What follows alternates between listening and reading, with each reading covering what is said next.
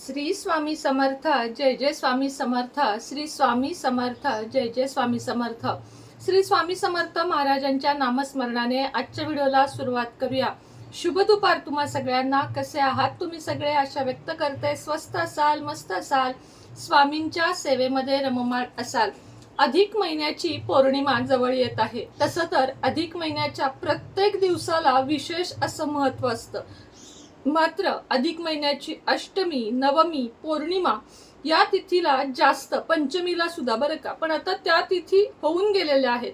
आता येत आहे ती तिथी आहे पौर्णिमा. आणि पौर्णिमा या दिवशी आपल्याला खूप सेवा, कुलदेवीच्या सेवा विशेष करून, आणि बाकी उपाय तर मी तुम्हाला पुढे व्हिडिओमध्ये सांगेन, इतर व्हिडिओमध्ये. पण आज आपण बघणार आहोत की 31 तारखेच्या अधिक महिन्यातील पौर्णिमेला आपण कुलाचार कसा करू शकतो, म्हणजे कुलाचार काय करावा, म्हणजे कुलदेवीची अखंड कृपा आपल्यावर राहू शकते. कुलदेवीची स्थापना घरामध्ये असणं हे अत्यंत जास्त महत्त्वाचं आहे. फोटो स्वरूपापेक्षा मूर्ती स्वरूप किंवा टाक स्वरूप, जशी तुमच्याकडे पद्धत असेल अशी मूर्ती असणे आपल्या घरात अत्यंत आवश्यक आहे.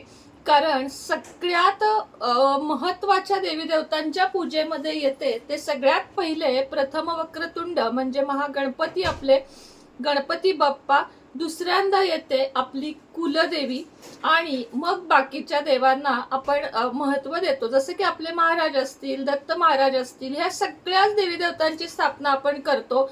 बाळकृष्ण असेल, अन्नपूर्णा माता असेल, दत्त महाराज, स्वामी समर्थ महाराज, हनुमान देव, या सगळ्यांची स्थापना आपण करतो. आणि माझ्या स्वतःच्या देवघरात सगळ्या देवी देवतांची स्थापना मी केली आहे. सगळ्या म्हणजे महत्वाचे जे जे आहेत, ज्यांची पूजा मी करू शकते, ज्यांची सेवा मी करू शकते, असे सर्व देव माझ्याही देवघरामध्ये आहेत. त्यामुळे अशा भूलथापांना बळी पडू नका की देवघरात गर्दी करू नये, देवघरात एवढे देव ठेवू नयेत.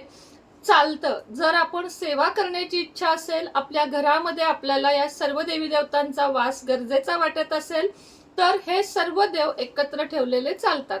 कुणी म्हणतं 2 गुरु एकत्र ठेवू नयेत, कुणी म्हणतं की श्रीयंत्र ठेवू नये, तर कोणी म्हणतं की शिवलिंगाची गरज नाही.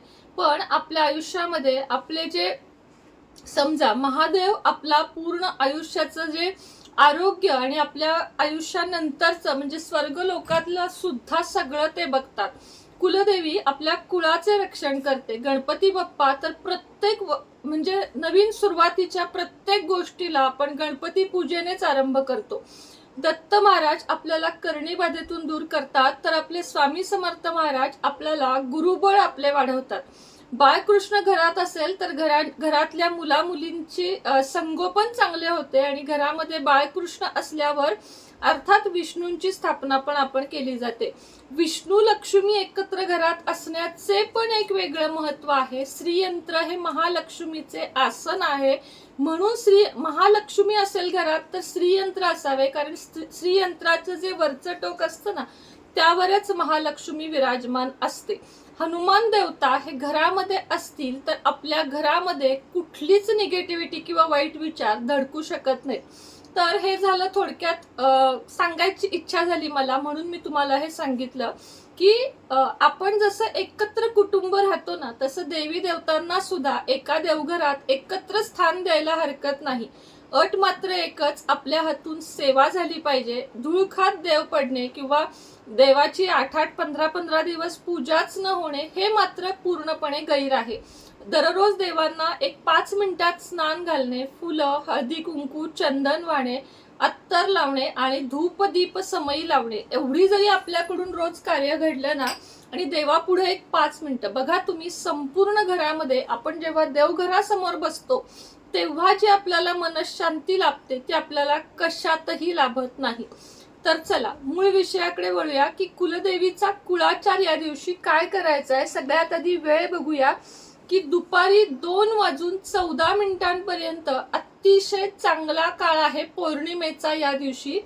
कारण या दिवशी आपल्याला कुळाचार करायचा आहे. कुलदेवीची मूर्ती किंवा फोटो जे काही तुमच्याकडे असेल, शक्यतो तुम्हाला सांगते की मूर्तीची स्थापना लवकरात लवकर करा.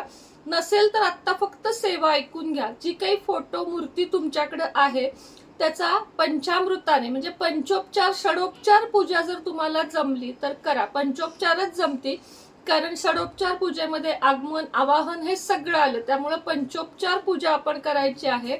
जसं की स्नान, पंचामृताने स्नान, धूप दीप नैवेद्य हे सगळे विधी, आरती हे सगळे करून आपल्याला पंचोपचार पूजा करायची आहे. त्यानंतर महालक्ष्मी असेल किंवा आपली कुलदेवी असेल तिच्यावर कुंकुम अर्चन करायचे आहे हरिण मुद्रेमध्ये. म्हणजे हे बोट आणि हे बोट वगळून आपल्याला अशा पद्धतीने कुंकुम अर्चन चरणांपासून ते डोक्यापर्यंत करायचं आहे.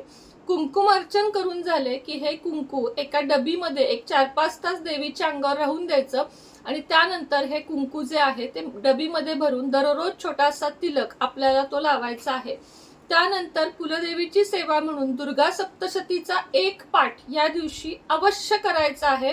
पान नंबर 1 पासून पान नंबरच्या म्हणजे प्रस्तावना वगैरे नाही, बाकी सगळं पान नंबर 1 पासून पान नंबर शेवटपर्यंत पौर्णिमेला कुलदेवीची पूजा ही झालीच पाहिजे. तिसरी सेवा म्हणजे आपण कुलदेवीचा मंत्र जाप करू शकतो की ओम श्री कुलदेवताभ्यो नमो नमः, किंवा आता आमची आहे बनशंकरी, ओम श्री बनशंकरी देवताभ्यो नमः किंवा ओम श्री बनशंकरी देवी नमो नमः. त्याच्या ठिकाणी तुम्ही तुळजाभवानी, महालक्ष्मी, जी कोणती तुमची देवी असेल तिचं नाव घालून अशा पद्धतीनं मंत्र जप तर तुम्ही अवश्य करा. शक्य झालं अधिक महिन्यातील पौर्णिमा आहे, मुठभर चणा डाळ घालून पुरणपोळीचा नैवेद्य अवश्य दाखवा. त्याच पद्धतीने पुरणपोळीचे जे दिवे असतात ते आपल्याला 5-7 या संख्येमध्ये तयार करायचे आहेत.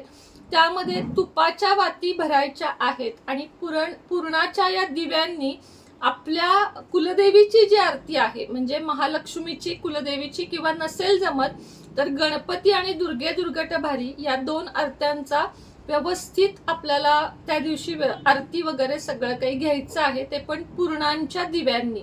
लक्षात घ्या, या दिवशीची केलेली सेवा ही आपल्याला खूप मोठा कुळाचाराची संधी आहे आणि ही आपल्याला अधिक महिन्यातली असल्यामुळे सोडायची नाहीये. 11 माळी जप अवश्य करा. कुलदेवीच्या मंत्राचा 11 माळी जप या दिवशी करा. महालक्ष्मीचा एक माळ किंवा 11 वेळा करा. आपल्या महाराजांची सुद्धा सेवा या दिवशी करायची आहे, त्याच्यावरही व्हिडिओ वेगळा येईल. चंद्राची सुद्धा या दिवशी पूजा करायची आहे, कशी करायची त्याच्यावर पण व्हिडिओ तुम्हाला अवश्य मी देईन. पण आजच्या व्हिडिओमध्ये इतकंच, कारण आजच्या व्हिडिओमध्ये महत्वाचा कुळाचार. त्याच पद्धतीने या दिवशी तुम्ही देवीची ओटी सुद्धा भरू शकता खणा नारळाने. खूप काही ठेवायची गरज आहे का तर नाहीये, खण नारळ एवढं जरी ठेवलं तरीही चालेल, बाकी काही नाही. हळदी कुंकू खण नारळ एवढं ठेवून तुम्ही जरी देवीची ओटी भरलीत आणि ती नंतर तुम्ही एखाद्या महालक्ष्मीच्या मंदिरात अर्पण केली तरीही चालते, काहीही हरकत नाही.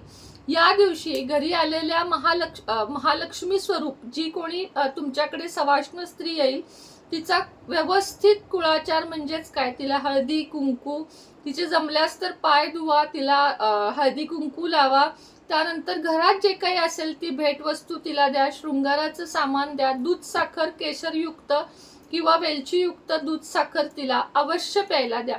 तर चला आजच्या व्हिडिओमध्ये इतकंच. आणि हो, पौर्णिमेला सिद्ध केलेले पायराइड, मनी मॅग्नेट, फिरोजा हे ब्रेसलेट अवश्य 3चा कॉम्बो जो आहे तो हातामध्ये घाला, तुम्हाला छान रिझल्ट येतील. पौर्णिमेला सिद्ध केलेले लक्ष्मी कुंचन हवे असतील तरीही संपर्क साधा. अधिक महिन्यातील अजूनही आपल्याकडे अघोर लक्ष्मी सिद्ध जपमाळ किंवा नुसता मंत्र, तुम्हाला जे काही हवं आहे त्याच्यासाठी खाली दिलेल्या व्हॉट्सअप क्रमांकावर संपर्क साधा.